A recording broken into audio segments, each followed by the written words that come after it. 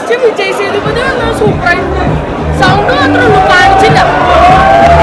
പടം സൂപ്പറായിരുന്നു.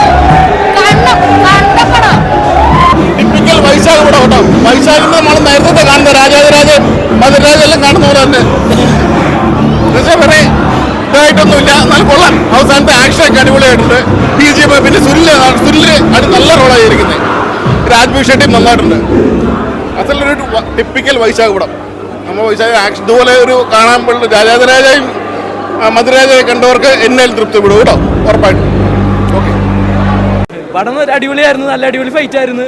മമ്മൂട്ടിയുടെ ഫൈറ്റൊക്കെ കിടിലായിരുന്നു. നല്ല അടിപൊളി ആക്ഷൻ, നല്ല അടിപൊളി എടുത്തുണ്ട്. എല്ലാവരും മാക്സിമം തിയേറ്ററിൽ തന്നെ വന്ന് കാണാൻ ശ്രമിക്കുക.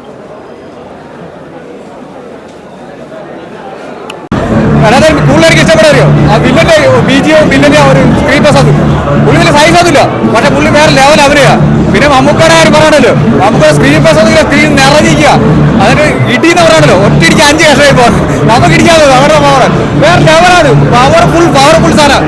കാർ ചേസിങ് കാണും വേറെ ലെവലാണ്. പിന്നെ കുറെ ടിസ്റ്റൊക്കെ ഉണ്ട്. ടിസ്റ്റൊക്കെ നമ്മൾ പ്രതീക്ഷിക്കാതെ ടിസ്റ്റൊക്കെയാ ഭയങ്കര മാറി പോകും. വേറെ ലെവലാണ് അവിടെ, ഒരു രക്ഷയില്ല. തകർത്തൊന്നും പോലെ ടയർ അടിച്ചെടുത്തു.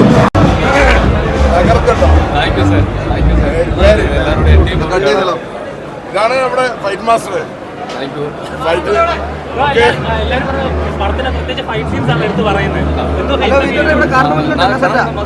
அசிஸ்டண்டா ஒர்க் பண்ணும்போது சார் படம் நிறைய படம் ஒர்க் பண்ணியிருக்கேன்.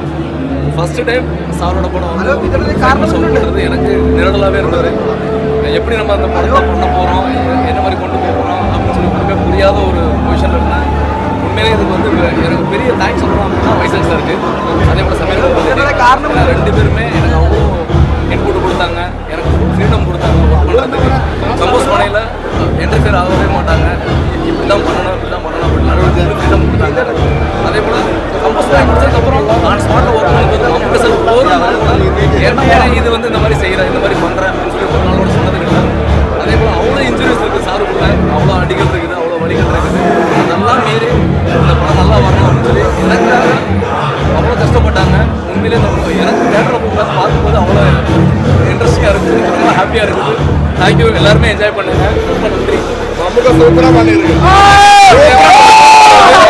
வேற லெவல் இடிச்சுட்டாங்க.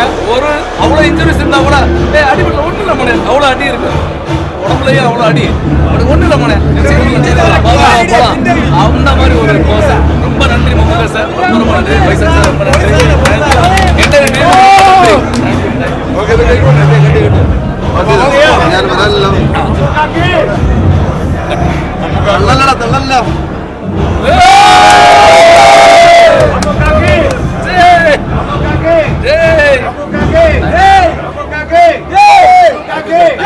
Vamos, Kage!